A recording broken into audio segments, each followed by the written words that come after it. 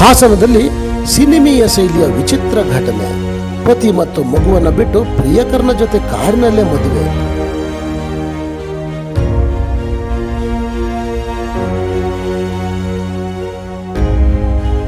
ಹಾಸನ ಜಿಲ್ಲೆಯ ಅರಕಲಗೂಡು ತಾಲೂಕಿನ ಮುಂಡಗೋಡು ಗ್ರಾಮದಲ್ಲಿ ಹರ್ಷಿತಾ ಎಂಬ ಯುವತಿ ವಾಸ. 2017ರಲ್ಲಿ ಹಾಸನ ತಾಲೂಕಿನ ಮುಖಂದರು ಗ್ರಾಮದ ಪ್ರಕಾಶ್ ಅವರೊಂದಿಗೆ ಆಕೆಯ ಮದುವೆ. ಆರಂಭದಲ್ಲಿ ಅವರ ಜೀವನ ಸುಖಕರವಾಗಿತ್ತು. ನಂತರ ಇವರಿಗೆ ಒಬ್ಬ ಮುದ್ದಾದ ಮಗ ಕೂಡ ಜನಿಸಿದ. ಮನೆ, ಗಂಡ, ಮಗು ಎಲ್ಲವೂ ಕೂಡ ಸರಾಗವಾಗಿತ್ತು. ಕಾಲಕ್ರಮೇಣ ಹರ್ಷಿತಾಳ ವರ್ತನೆಯಲ್ಲಿ ಬದಲಾವಣೆ ಕಂಡುಬಂದಿತ್ತು. ಆಕೆ ಮತ್ತೊಬ್ಬ ವ್ಯಕ್ತಿಯೊಂದಿಗೆ ಸಂಪರ್ಕ ಹೊಂದಿದ್ದಾಳೆ ಎಂಬ ಅನುಮಾನಗಳು ಹುಟ್ಟಿಕೊಂಡವು. ಒಂದು ಸಂದರ್ಭದಲ್ಲಿ ಆಕೆ ಮನೆ ಬಿಟ್ಟು ಹೋಗಿದ್ಲು. ಆದರೆ ಪತಿ ಪ್ರಕಾಶ್ ಕುಟುಂಬದ ಹಿರಿಯರೊಂದಿಗೆ ಮಾತುಕತೆ ನಡೆಸಿ ಆಕೆಯನ್ನು ಮತ್ತೆ ಮನೆಗೆ ಕರೆತಂದಿದ್ರು. ಮಗು ತಾಯಿಯ ಮಮತೆಯಿಂದ ವಂಚಿತವಾಗಬಾರದು ಎಂಬ ಕಾರಣಕ್ಕೆ ಪ್ರಕಾಶ್ ಮತ್ತೊಮ್ಮೆ ಅವಕಾಶ ನೀಡಿದ್ರು. ಇತ್ತೀಚೆಗೆ ಹರ್ಷಿತಾ ಆರೋಗ್ಯ ಸರಿಯಿಲ್ಲ, ಆಸ್ಪತ್ರೆಗೆ ಹೋಗಿ ಬರ್ತೀನಿ ಅಂತ ಹೇಳಿ ಮನೆಯಿಂದ ಹೊರಟಿದ್ಲು. ಆದರೆ ಅವಳು ಹಿಂದಿರುಗಲಿಲ್ಲ.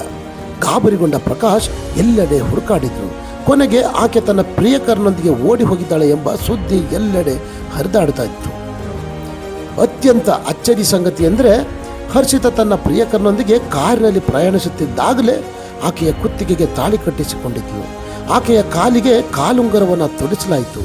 ಕಾರೇ ಮದುವೆ ಮಂಟಪವಾದಂತೆ ಆ ದೃಶ್ಯ ಯಾರೋ ಮೊಬೈಲ್ನಲ್ಲಿ ಸೆರೆ ಹಿಡಿದು ಸಾಮಾಜಿಕ ಜಾಲತಾಣಗಳಲ್ಲಿ ಹಂಚಿಕೊಂಡಿದ್ದರು. ವಿಡಿಯೋ ವೈರಲ್ ಆಗ್ತಾ ಇದ್ದಂತೆ ಘಟನೆ ಕುರಿತು ಎಲ್ಲೆಡೆ ಚರ್ಚೆಗಳು ಶುರುವಾಯಿತು.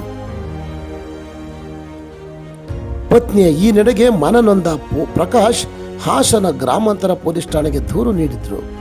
ಪೊಲೀಸರು ಮೊಬೈಲ್ ಟ್ರ್ಯಾಕಿಂಗ್ ಮೂಲಕ ಹರ್ಷಿತಾಳನ್ನು ಪತ್ತೆ ಹಚ್ಚಿ ಠಾಣೆಗೆ ಕರೆತಂದಿದ್ರು. ಅಲ್ಲಿ ನಡೆದ ಮಾತುಕತೆಯಲ್ಲಿ ಹರ್ಷಿತಾ ಪತಿಯ ಜೊತೆ ಹಿಂದಿರುಗುವುದನ್ನು ನಿರಾಕರಿಸಿ ಪ್ರಿಯಕರನೊಂದಿಗೆ ಹೋಗುವುದಾಗಿ ಹೇಳಿದ್ಳು.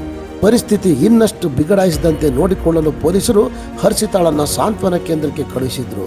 ಮುಂದಿನ ಕಾನೂನು ಕ್ರಮಗಳ ಕುರಿತು ತನಿಖೆ ಮುಂದುವರಿಸಿದ್ರು. ಇದರಿಂದ ಸಮಾಜಕ್ಕೆ ಸಂದೇಶ ಏನಂದರೆ, ಈ ಘಟನೆ ಹಲವು ಪ್ರಶ್ನೆಗಳನ್ನು ಎತ್ತುತ್ತೆ.